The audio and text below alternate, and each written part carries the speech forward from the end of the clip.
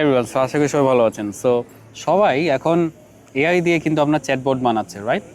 কিন্তু আপনি কি জানেন যে most of the enterprise project কিন্তু প্রোডাকশনে গিয়ে কিন্তু আপনার ফেল করে।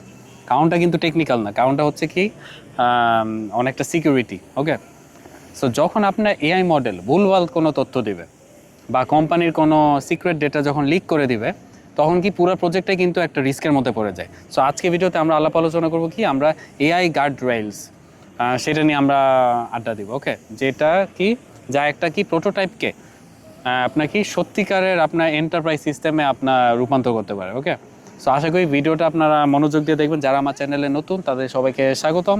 আমি Nabid, from my channel Nabid in motion. বর্তমানে আমি বার্লিন ডোমে আছি। ওকে, এটা খুবই দারুণ একটা জায়গা। আজকে ওয়েদারও খুব ভালো। সো আশা করি আপনার ফুল ভিডিওটা মনোযোগ দিয়ে দেখবেন। সো প্রোডাকশন গ্রেড এআই এর সবচেয়ে বড় যে ঝুঁকি সেটা হচ্ছে কি আপনার প্রম্পট ইনজেকশন এবং কি ডেটা লিকেজ। সো ইউজাররা যখন কি মডেলকে এমন কিছু জিজ্ঞেস করবে যা কোম্পানির যেই প্রাইভেসি আছে সেটা নষ্ট করতে পারে, তখন কিন্তু কোনো যদি গার্ডরেল না থাকে সিস্টেমটা কিন্তু একটা কি বলে ক্লুলেস, হেল্পলেস হয়ে যায়। ওকে, অসহায় হয়ে যায়। সো এন্টারপ্রাইজ লেভেলে আমরা কেবল কি মডেল আউটপুট চেক করি না, আমরা চেক করি কি ইনপুট ভ্যালিডেশন এবং কি আউটপুট ফিল্টারিং। ওকে, আমরা এগুলোর উপর কিন্তু বেশ ভালো মতো জোর দিই, কারণ এগুলো কিন্তু ওই যে টাকা বাঁচায় আপনাকে। ওকে, বিশাল বিশাল অঙ্কের টাকা আপনাকে সেভ করতে পারবে এইগুলো মেজর ডিসিশন। সো এটা না থাকলে কিন্তু আপনার ব্যবসার যে আপনার লিগাল যে রিস্ক আছে এটা অনেক বেড়ে যায়। ওকে, বাংলাদেশে তো এগুলো এত কেয়ার করে না, ধুমধাম আইডিয়া আসলো রিলিজ করে দিল। But in Europe, in America আপনি কিন্তু চাইলেও পারবেন না, আপনার কিন্তু সেই রিসার্চটা করতে হবে। ওকে, আর হ্যাঁ এটাই। সো রিসার্চ করে লিগাল লস এগুলো সব কমপ্লায়েন্ট কিনা এগুলো সব বুঝে দেন আপনি রিলিজ করতে পারেন। মন চাইলো বানাইলাম, ডিপ্লয় মারলাম, এগুলো করলে হবে না। ওকে, সো সিকিউরিটি কেবল কিন্তু আপনার কোডিংয়ের বিষয় না, এটা আপনার কি ব্যবসার বা আপনার বিজনেসের পুরো সিস্টেমের একটা অবিচ্ছেদ্য একটা অংশ। ওকে, সো আমি পার্সোনালি লেটসে আমার প্রজেক্টগুলোতে যখন আমি ল্যাংচেইন ইউজ করি বা নেমো গার্ডরেলস ইউজ করি, তখন কিন্তু কি বলে রেসপন্স কিন্তু খুব ভালো এসে যায়। ওকে, কেউ চাইলেই কিন্তু সেই চ্যাটবটকে এক্সপ্লয়েট করতে পারে না। সো এই হলো একটা ব্যাপার।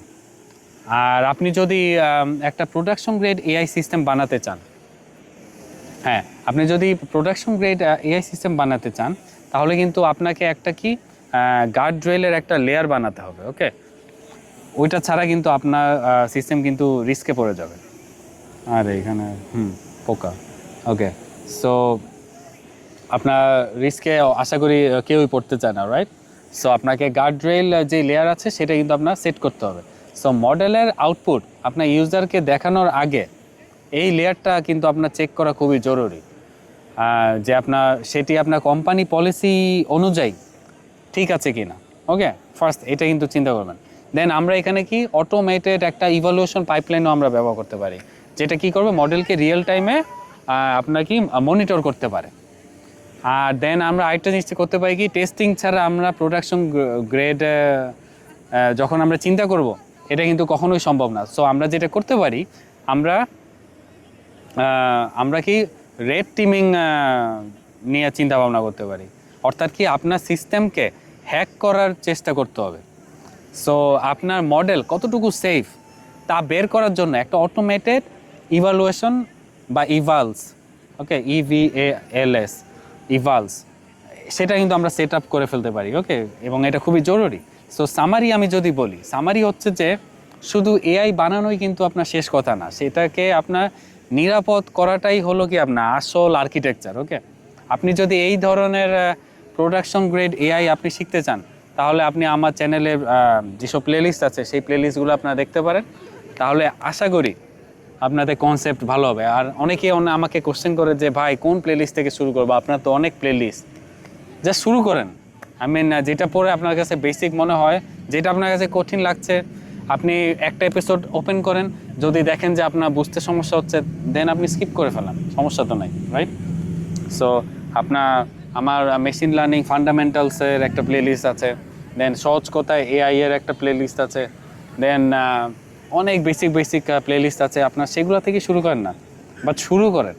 শুরু করবেন, আটকাবেন, আপনি আপনার রিক্যাপে দেখবেন, দেন দেখবেন যে আপনার আরও ভালো মতো বুঝছেন। আমার একটা গিটহাব রিপোজিটরি আছে, সেই রিপোজিটরি আপনারা একটু দেখতে পারেন, কারণ ওইখানে ফর ইচ রোল আমি কিন্তু ভালো মতো কন্টেন্ট দিয়েছি। ওকে, সো আপনারা চাইলে ওই আপনি ফার্স্টে আপনার রোল সিলেক্ট করবেন।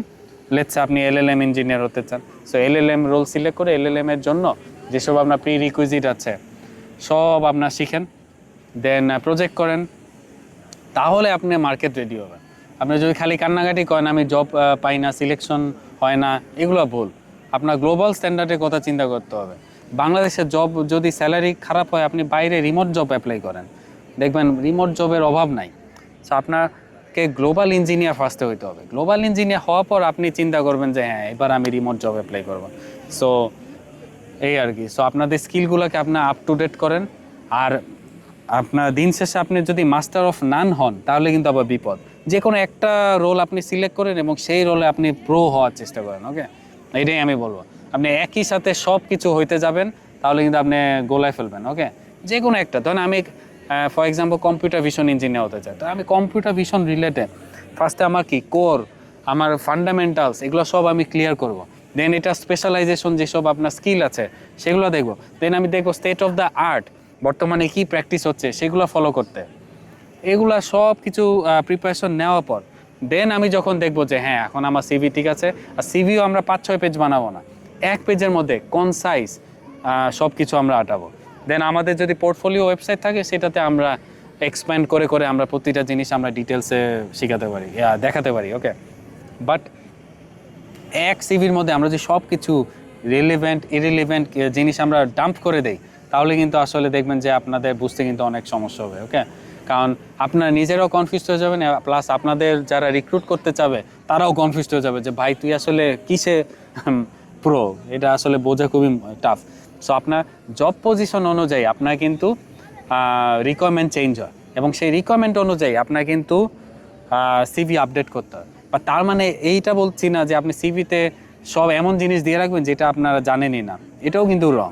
আপনি যেটা জানেন সেটাই দেবেন, কারণ দিন শেষে আপনার যখন ইন্টারভিউ নেবে আপনার কিন্তু সেটা ডিফেন্ড করতে হবে।